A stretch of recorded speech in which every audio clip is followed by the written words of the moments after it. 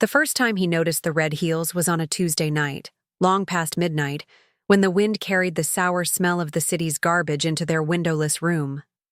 It was 2:07 a.m. He was half awake, sweating through the hole in the old mattress, when he heard the soft knock of her heels on the uneven cement floor. Click. Pause. Click. Like slow heartbeats echoing in silence. The sound should not have existed in their life. Red heels did not belong in this part of Dakar. Not here, not in this neighborhood, where even dreams were rationed and second-hand. Khadija stood by the broken mirror, applying lipstick that shimmered like blood under the flickering bulb. She didn't know he was watching. Or maybe she did. She leaned in close, careful, deliberate. Her reflection was cracked, but her eyes were steady. She smoothed the front of her black dress, adjusting the thin strap that kept falling off her shoulder. It was the kind of dress that said something without speaking, and it didn't say cleaner. Cheikh lay still, pretending to be asleep, but his heart thumped hard. He'd lost his job 7 months ago when the construction company shut down. Since then, his world had shrunk to this one-room flat, and the sound of the fan that never worked. Khadija had told him she'd started working night shifts, cleaning banks and market offices, she said. It was what many women did. He'd believed her. He wanted to believe her. She turned off the light and slipped out the metal door, locking it gently from outside. He heard the click of the padlock. He waited. Then he rose, walked barefoot across the cracked floor, and peeked through the curtain that covered their only window. The street was nearly empty. Then from the shadows, a black car pulled up. The back door opened. She entered. The car drove off with no sound. He stood there long after the car disappeared. A small rat scurried near the wall. In the distance, a siren wailed. But inside Cheikh, it was something else that howled. A quiet, growing storm of confusion, shame, and something close to fear. The next morning, she returned as always, around 5:30 a.m. She placed bread on the tin table, her scarf tied tightly around her head. Her eyes looked tired but bright. She greeted him with a kiss on the cheek and poured him tea. He didn't ask anything, not yet. The bread was still warm. In the weeks that followed, it became a pattern. Always after midnight, always dressed just a little too nicely. Sometimes perfume, sometimes not. Always quiet, always locking the door behind her. One night he followed her, not far, just to the street corner. She didn't see him. From behind a tree, he watched her step into a different car this time. A white sedan. Her smile was polite, practiced. The driver nodded, didn't speak. Cheikh stood frozen for a long time after they left, then walked home slowly, passing by rusted gates and torn posters of politicians who'd promised jobs that never came. His body stayed at home, but his mind followed her every night after that. Who was she meeting? Why was she doing this? Was she in danger? Was she cheating or worse? But the strange thing, perhaps the most painful thing, was how things at home got better. For the first time in months, there was meat in the stew. New curtains, a clean bedsheet. She even brought him new shoes. He, the man of the house, had no income. She, the woman he once begged to stay home and be safe, was now holding the weight of their lives and smiling through it. Pride tastes like dust when you swallow it. He said nothing until Maryam spoke. Maryam was the neighbor who always sat in front of her door, legs wide, chewing sunflower seeds, watching the world like a movie she'd already seen. That afternoon, Khadija had gone to the market. Cheikh came out to smoke. "You dey proud, hein?" she said, not even looking at him. He turned. "What do you mean?" Maryam spat a seed shell onto the ground. "Your wife fine, Shah. I see her yesterday. Hotel Noir, with 3 men." Cheikh's throat dried. "You're lying." "I know what I see. I see her go in. Red dress. Same one she wore on Eid. She no dey clean no market, mon frère. She dey clean something else." She laughed, a hollow sound. He walked away, but the words stayed. That night, he said nothing when Khadija kissed him goodbye and slipped on her heels. He sat by the window, the curtain drawn back, watching the night swallow her again. The next morning, He didn't wait for her to return. He walked to the hotel Maryam mentioned. It was not far, but he'd never dared go there. His heart beat like war drums in his chest. At the gate, a man with a toothpick in his mouth looked him over. "You need a room?" Sheikh shook his head. "I'm looking for someone. She works here?" He didn't answer. The man shrugged. "They all come. They all go. Sometimes with men, sometimes with pain." Sheikh turned around and walked back slowly. The sun was up, but everything felt darker than the night before. Khadija was in the kitchen, frying eggs. She looked up, surprised. "You're up early," he nodded. "I went out. Where?" "Hotel Noor," the pan sizzled. Her hand froze for a moment. Then she turned off the gas. There was silence.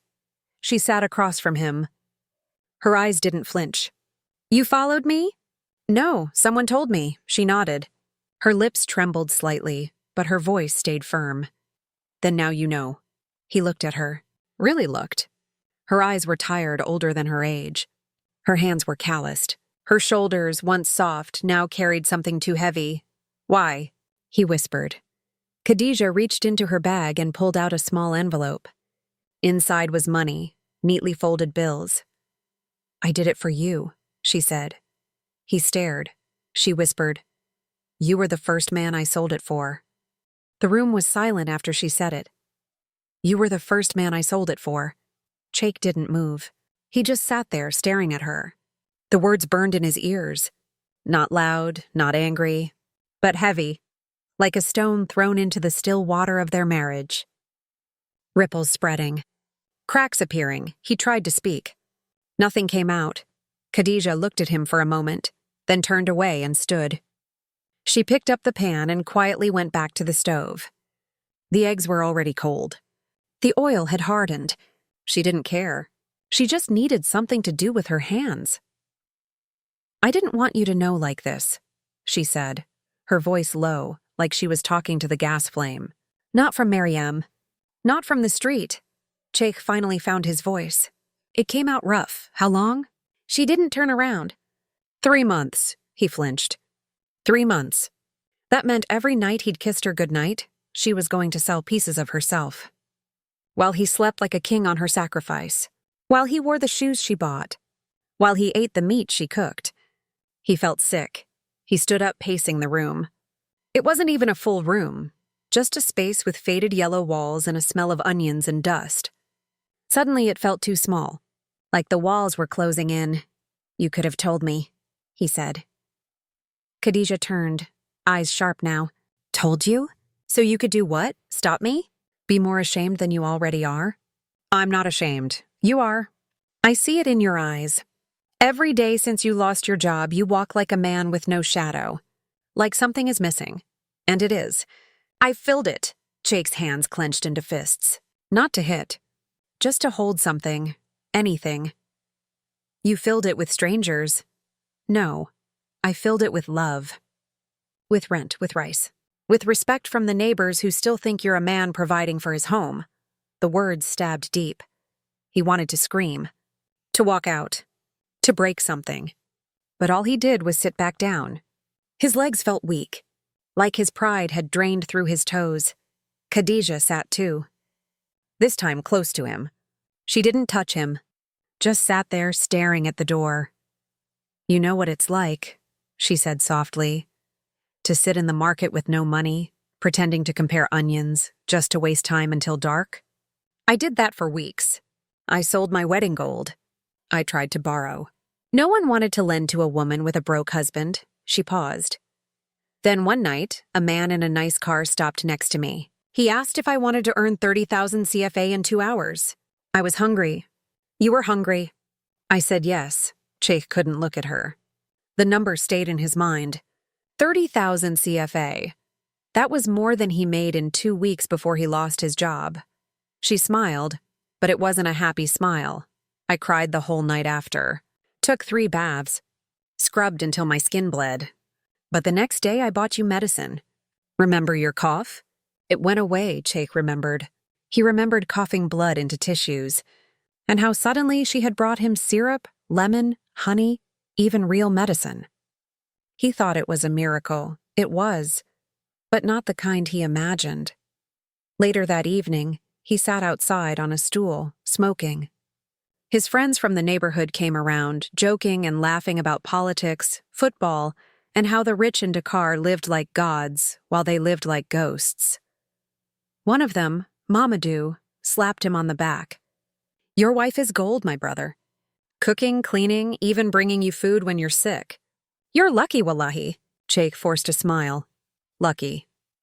That night, he couldn't sleep. Khadija had gone out again. The bed felt colder than usual. He stared at the ceiling and remembered when they first met. She used to laugh with her whole body. She used to call him my lion, proud and strong. He remembered their wedding day, how she danced barefoot in the sand, how her smile lit up his soul. Now she danced in heels, not for him. Khadija returned just before sunrise. Quiet, as usual. She went to the bathroom to wash.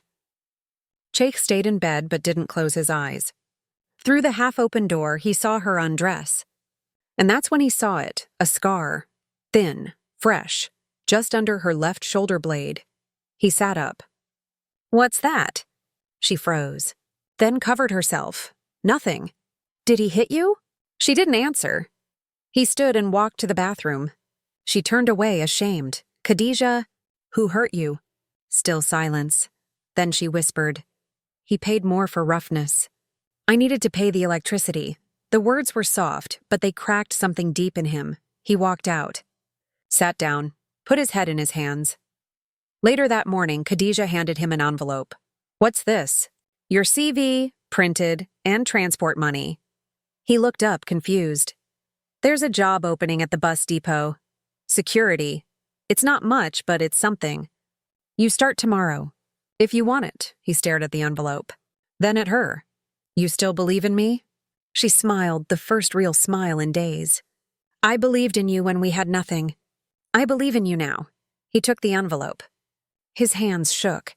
That night, she stayed home. They lay in bed, not touching, just breathing together in the dark. And for the first time in months, he whispered, "I'm sorry." Khadija didn't reply.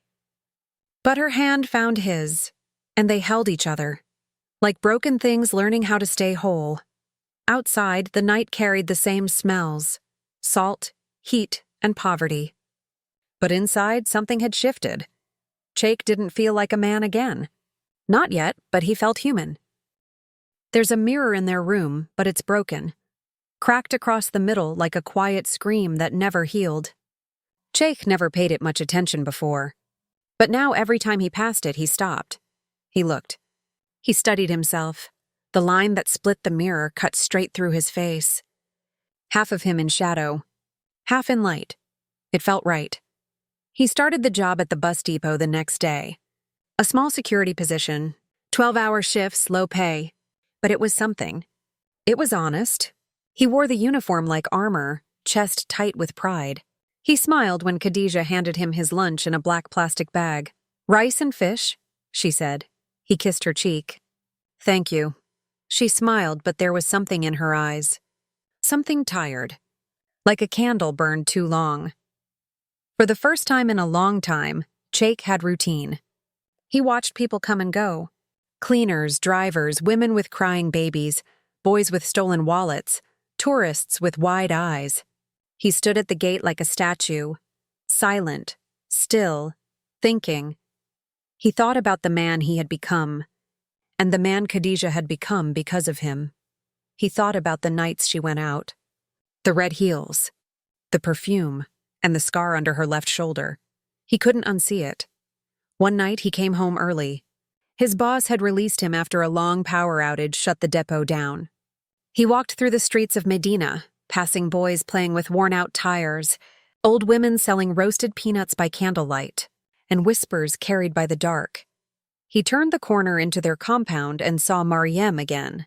She smirked. "You still day sleep with her?" He stopped. "Mind your business." She leaned back, popping sunflower seeds into her mouth. "Business is what she do, not me." He walked past her without another word. Inside the room, Khadija was not there. He knew what that meant. But something felt different. The air was cold. The curtain moved, though there was no wind. He sat on the bed and waited. At 4:18 a.m., the door opened. She stepped in, quiet as a whisper. Her makeup was smudged. One of her earrings was missing. She froze when she saw him. "You're home." "I finished early." Silence. Then her voice, soft. "You want tea?" "No." She put her bag down, walked to the small mirror, and wiped her face. Her hand stopped mid-motion. He was staring at her through the mirror. "Why are you still doing it?" he asked. Her hand dropped. He stood. Walked closer. "I have a job now." "I know. We can manage." "I know." "Then why?" She turned. Her eyes were wide, wet. "Because it's not just about the money anymore." He blinked. "What do you mean?" She looked at the ground. "There's something I never told you." She sat on the bed, knees pulled close like a child. Jake sat too, heart pounding. Khadija took a deep breath. "You remember the first year of our marriage? When we tried to have a baby?" He nodded slowly. "You had a miscarriage." She nodded too. "Yes, but that wasn't the only one." He froze. "What? I had 3? One after the other." His throat closed. "I didn't tell you because you were already drowning in stress. I thought maybe it was my fault. Maybe I was cursed." She looked up at him. Her voice cracked. "But the doctor, the one I met after the last miscarriage, he said it wasn't me." Jake felt his stomach twist. She whispered, "It was you." The air in the room turned solid.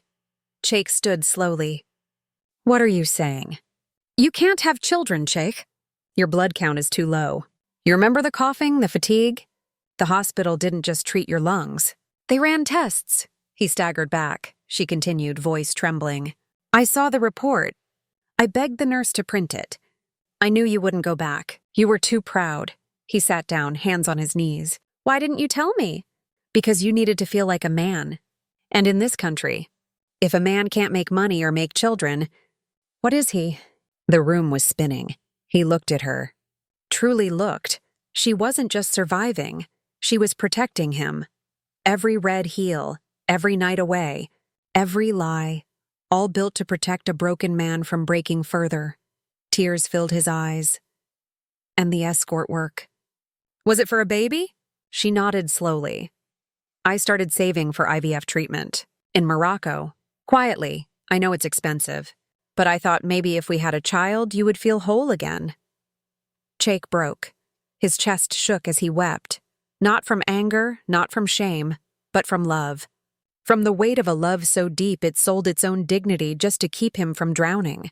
Khadija held him. They sat on the floor, no longer husband and wife, but two souls naked in truth. No secrets, no pride.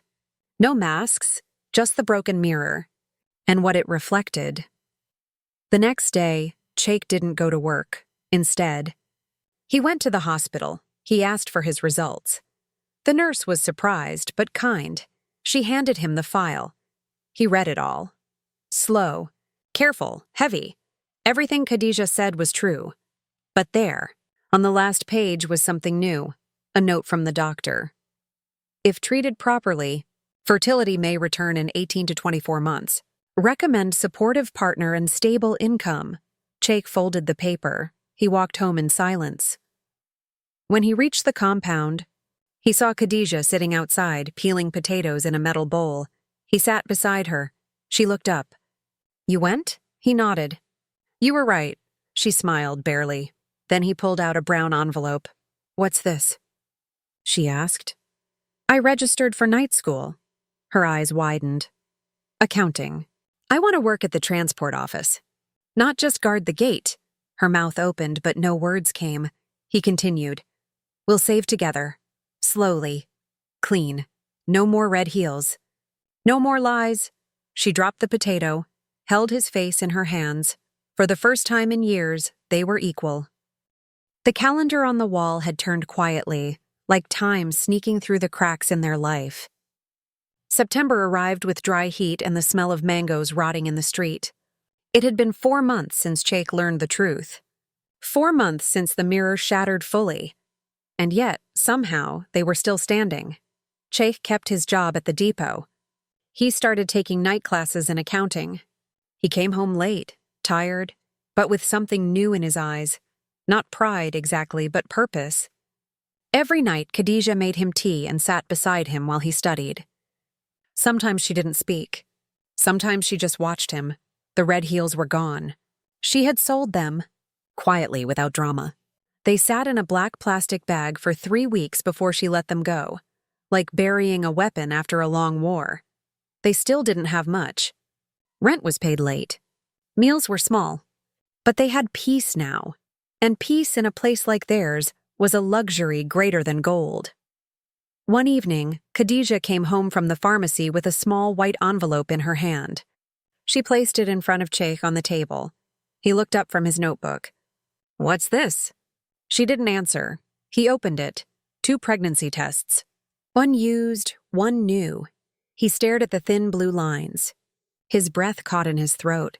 "Is this real?" She nodded. "I didn't believe it at first," she whispered. "I went twice. Same result." He stood up slowly. The room felt too small for the storm inside him, but they said, "I know," she said. "I don't understand it either. Maybe the treatment worked early. Maybe it was God. Maybe it was just time." They sat in silence, not the silence of shock, not the silence of pain, but the silence of something sacred. A new chapter, written in the oldest language of all, life. The pregnancy was not easy. Khadija was weak most mornings. She vomited often. Her back ached. But she kept going. She sold cold drinks at the taxi park, sat under an umbrella, belly growing, feet swollen, smile wide. Cheikh would bring her food from the depot and sit with her during his break. He never let her carry anything heavy. He held her hand when they crossed the street. He massaged her feet at night with shea butter. They were building something, together, slowly, honestly. Then, one Sunday morning, everything changed. Khadija woke Cheikh at dawn, her face twisted in pain. "It's time," she whispered. He panicked. Ran for a taxi, forgot her bag, ran back. By the time they reached the clinic, she was breathing hard, gripping his arm so tightly her nails dug into his skin. The clinic was small, crowded, underfunded. 1 nurse. 1 dim hallway. 2 working beds, but it was the best they could afford. They took Khadija inside. Cheikh was told to wait. He sat on a wooden bench. The smell of antiseptic and sweat filled the air. Mosquitoes buzzed. A fan creaked but didn't turn. Hours passed. Then, screaming. Then silence. Then more screaming. Then, nothing. Finally, the nurse came out. She looked tired. Old beyond her years. "You are her husband?" "Yes." She wiped her hands with a cloth. "You have a daughter," Cheikh smiled. A wide, broken, relieved smile. But his heart stopped. But what? The nurse looked down. "She lost a lot of blood." "Too much. We tried. We did what we could. I'm sorry." The world stopped moving. He didn't hear the rest. He didn't feel the floor under his feet. He didn't remember walking into the room. All he remembered was her face. Pale. Still too quiet. And her hand. Still warm. He took it and collapsed beside the bed, shaking. She had left him the one thing he couldn't give himself. A child. And in return, she gave her life. The days after the funeral were a blur. The neighbors came. They cried. They brought food. Mariam came too. She didn't say anything smart this time. Just sat beside him and held his daughter while he wept. The child was small, soft, quiet. A girl with Khadija's nose and Cheikh's eyes. He named her Aminata, after Khadija's grandmother, the one who taught her to pray during thunder. Cheikh kept working. He took the baby to a neighbor during the day and picked her up every evening after class. He learned to wash her clothes, boil her feeding bottles, tie her on his back with an old wrapper. People in the neighborhood started calling him Ba Aminata, Aminata's father. No one said widower, They didn't need to. Everyone knew. He didn't talk much anymore, but when he did, he always said the same thing. She saved me. Not just once, but many times. He told his daughter stories about her mother, every night before bed. Stories about a strong woman who wore red heels not for fashion, but for war. Stories about a woman who sold what she had, not because she wanted to, but because she loved too deeply to watch someone she loved starve in silence. He never hid the truth, because the truth was sacred. One night, when Aminata was 5, she asked him, "Papa, did Mama love you more than you loved her?" Sheikh smiled. "No, my child. We loved each other the same," she frowned. "Then why did she die and leave you?" He looked up at the cracked ceiling and whispered, "Because sometimes, when love is too big for two people, one person carries it all the way to the end. The mirror in the room is still broken. He never replaced it, because when he looks into it now, he doesn't see a cracked man. He sees a story, a scar, a sacrifice, and a love that money couldn't buy. But survival forced her to sell.